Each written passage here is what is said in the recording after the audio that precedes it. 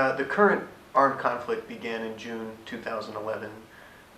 It's between the Burmese military, the Tatmadaw, and the Kachin Independence Army, which is Burma's second largest non-state army. While the conflict began in June 2011, it actually dates back a decade.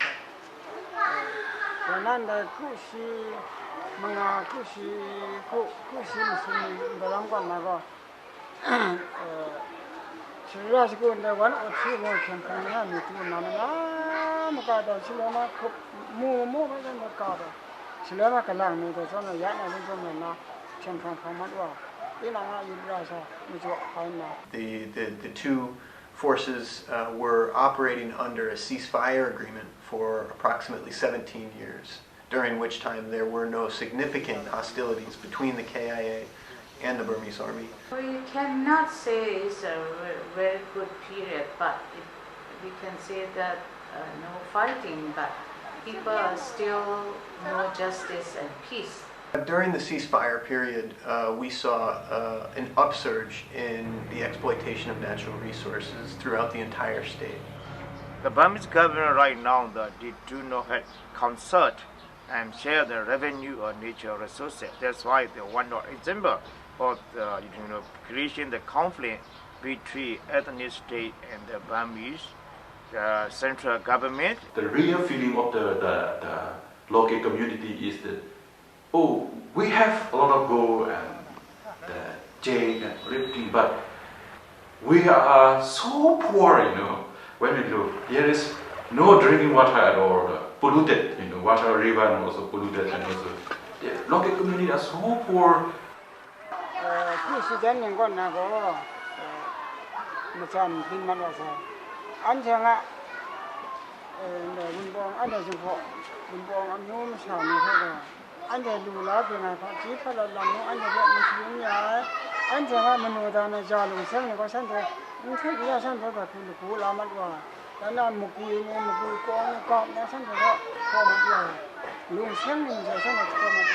So, if we look at the fact that natural resource and energy projects have become a factor in new conflicts in the country, then we need to understand that people in Burma who used to be threatened by men with guns are now being threatened by men with briefcases backed up by men with guns.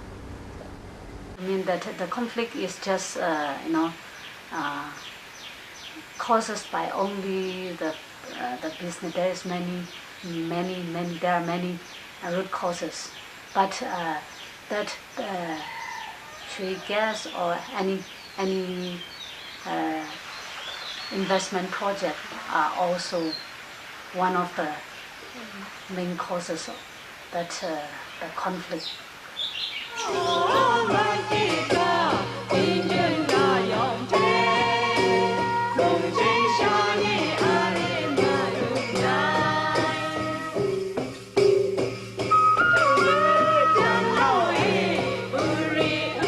I've documented forced labor that has been used for project infrastructure on natural gas pipelines.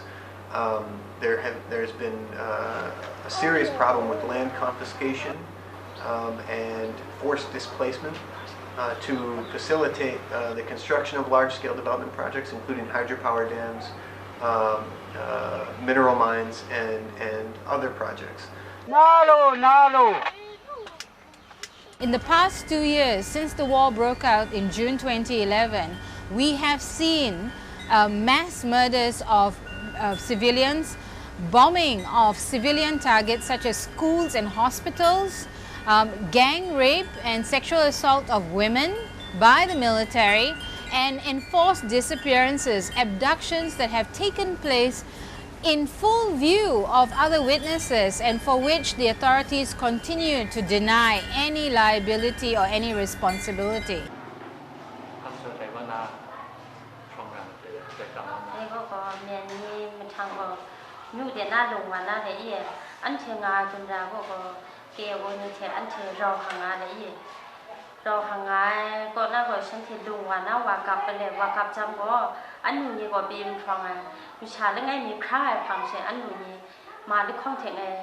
from woman wale khum sum ya chi phat ngai de ko na woman wa rang de ko sitima khun khu ya sin de ko tu de 너도 안에 평화라는 거 년니 뭐라고 안에 뭐게 무사니 그 하나 지금 따고 그래서 안에 뭐게 무사니 다 낫거야 안에 가 사만 이면서 평화에 뭐 산도 잡고 나 짓고 이런 거 스나까 봐는 저 갖고는 저 하나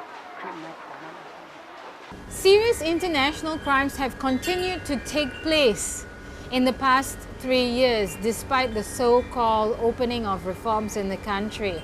We've seen commitment of mass atrocities in Kachin State, in Mandalay Division, in Pegu Division, and Arakan State. In the conflict, there is a lot of rape case and tortures and forced labor and human abuses in the Kachin area. So, but that is has done by the military, but we can say it is intentionally what they have done.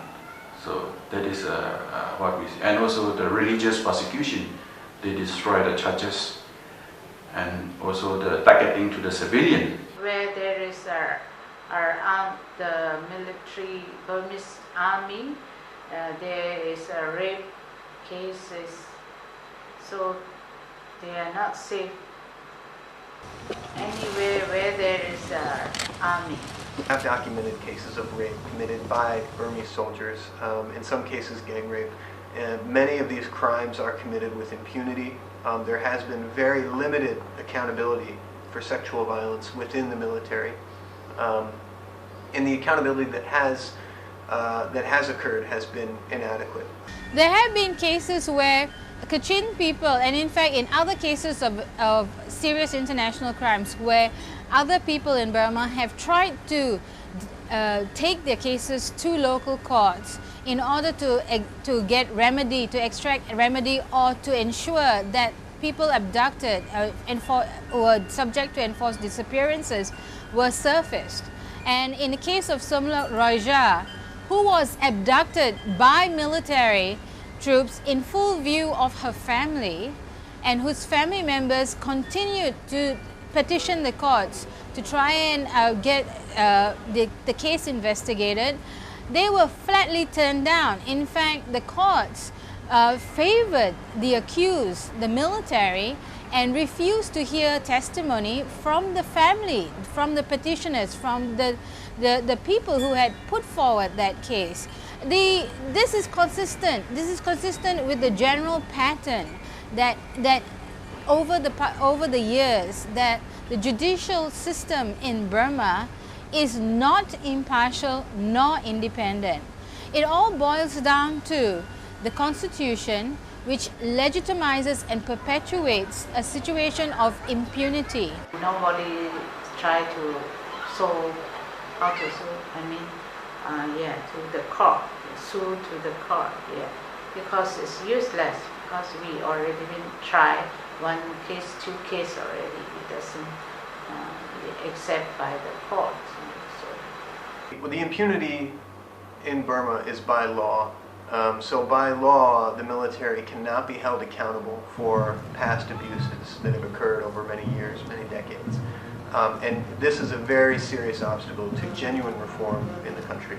For me, justice means, justice means we also need a good constitution and rules of law. If there is no rules of law, no good constitution for the people, there would be no justice.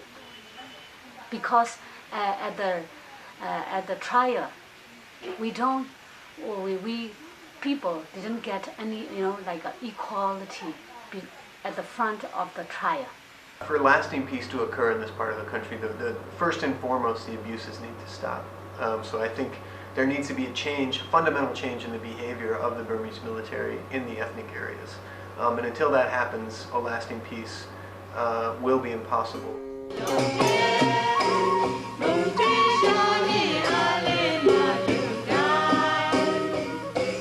Oh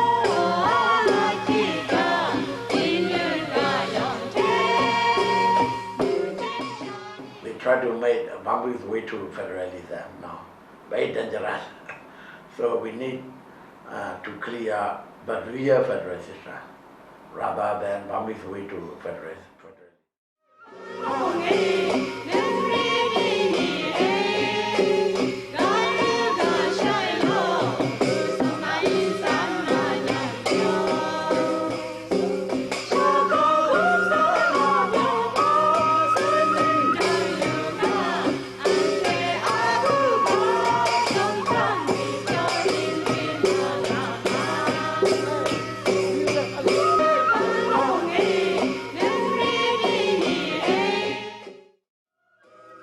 Ceasefire without political dialogue doesn't make sense.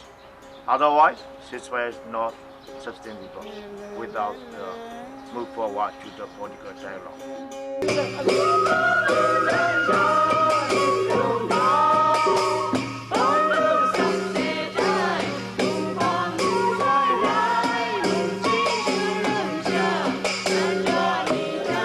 Constitution must be the federal and also to assure for the democracy and the human right and the gender, and also the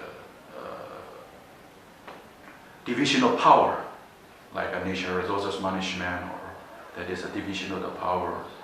Ya tem sabli da ba kota ko da se stana simsa la ma de tamgon ma Even though they said they will reduce, the government said, well, both of us will try to reduce the fighting. But actually, just after the last meeting, fighting was happening in northern Shan State again. I heard that the fighting started because of the Burmese troops try to enter, enter to the KIA territory.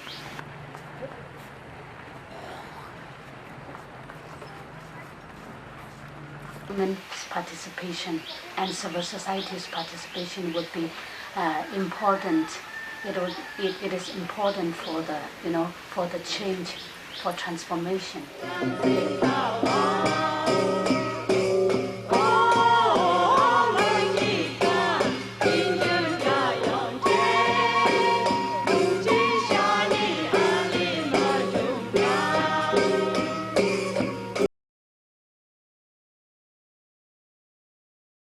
Not just only for the Kachin people, for all the people of Burma.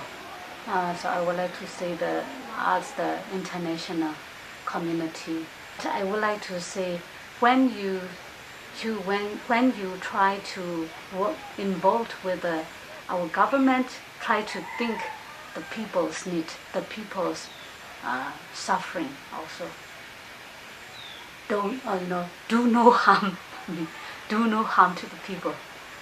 The international community has disempowered itself by discarding sources of leverage and by not institutionalizing and embedding in all their agreements the commitment to international humanitarian law and human rights principles. So the regime itself is getting the message that yes, the international community will make statements, but they're not actually going to act on those statements because they are much more interested in engaging economically with Burma, in getting access to energy and natural resources.